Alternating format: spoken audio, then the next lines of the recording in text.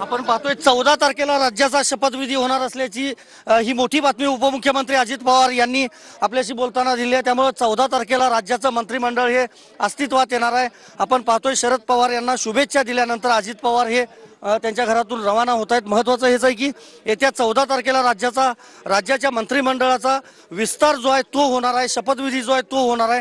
दुसरं महत्त्वाचं, मी त्यांचे आशीर्वाद घेण्यासाठी आलो होतो आणि ज्या काही चर्चा झाल्या नेत्यांमध्ये त्याबाबतचं देखील स्पष्टीकरण जे आहे ते अजित पवार यांनी दिलेलं आहे।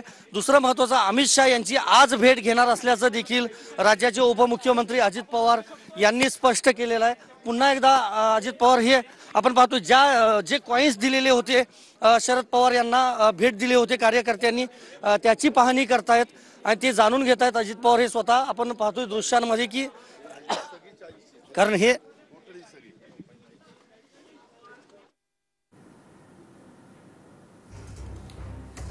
तर आपले प्रतिनिधी संदीप राजगोळकर तिकडचा आढावा घेत आहेत आणि ही दृश्य आता आपण या ठिकाणी पाहत आहे। शरद पवार यांना जे एक खास भेट चांदीच्या नाण्यांची भेट देण्यात आलेली आहे, तर ते आता अजित पवार यांच्याकडून त्याची पाहणी केली जाते खास भेट वस्तूची।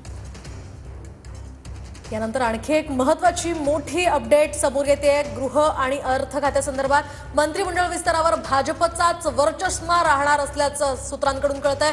गृह आणि अर्थ खातं भाजपकडेच राहणार असल्याची सूत्रांची माहिती आहे। राष्ट्रवादीच्या पदरामध्ये महसूल खातं पडण्याची शक्यता आहे अशी सूत्रांची माहिती आहे। सार्वजनिक बांधकाम खातंही सोडण्याची भाजपची तयारी असल्याची सूत्रांची माहिती आहे।